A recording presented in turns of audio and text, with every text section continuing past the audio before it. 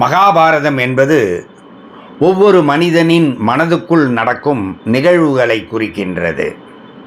திருதராஷ்டிரன் என்பவன் ஒரு குருட்டு அரசன். அவனே உனது மனம் ஆகும்.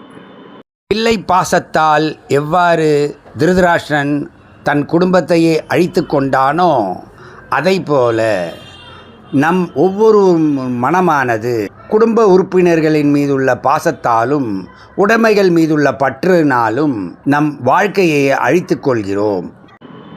100 கௌரவர்கள் வேறு யாருமல்ல, அவர்களே உனது குருட்டு மனதில் எழுகின்ற எதிர்மறை எண்ணங்களால் உருவாகும் உணர்வுகளாகும்.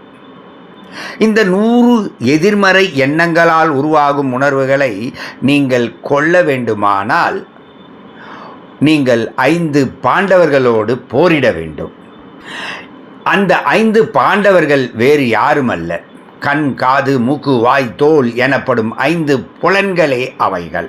ஆம், கௌரவர்களாகிய 100க்கும் மேற்பட்ட எதிர்மறை உணர்வுகளை வெல்வதற்கு பாண்டவர்களாகிய நம் 5 புலன்களிடம் போரிட்டு இறுதியில் அவற்றின் துணை கொண்டுதான் எதிர்மறை எண்ணங்களை வெல்ல வேண்டும்.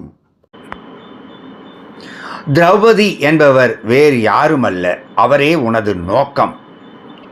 இந்த 5 புலன்களும் கட்டுப்பாட்டோடு ஒருங்கிணைந்து ஒரு பொதுநல நோக்கத்தோடு செயல்பட வேண்டும் என்பதே திரௌபதியின் படைப்பின் நோக்கமாகும்.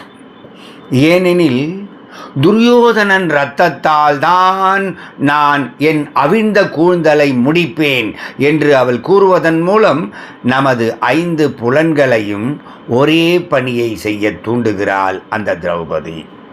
இங்கு பகவான் ஸ்ரீ கிருஷ்ணர் முக்கிய பங்கு ஆற்றுகிறார். அவரே நமது மனதை இயக்கும் ஓட்டுநர் ஆவார். அவரே நமது வாழ்க்கையின் ஒரு சிறந்த வழிகாட்டியாவார். 5 பாண்டவர்களுக்கும் மூத்தவரான கர்ணன் என்பவர் யார் தெரியுமா? அதர்மத்தின் பக்கமிருந்து இறுதியில் மரணத்தை ஏற்கக்கூடிய அவர் யார் தெரியுமா? அவரே நம் அனைவருடைய மனதிலும் உள்ள நான் எனப்படும் அகங்காரம் என்று சொல்லப்படுகின்ற ஈகோ எனப்படுபவர். நிச்சயமாக இந்த கர்ணன் எனப்படும் அகங்காரம்தான் நம் எல்லோருடைய மனதிலும் இருக்கக்கூடியவர்.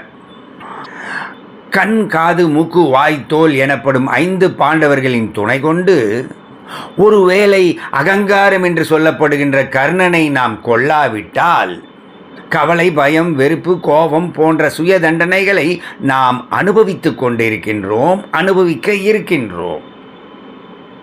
நன்றி, வணக்கம்.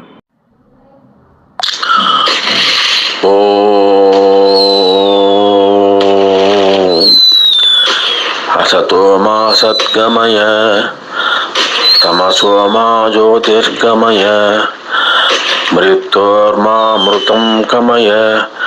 ॐ शान्ति शान्ति शान्तिः. हरिः ओम्.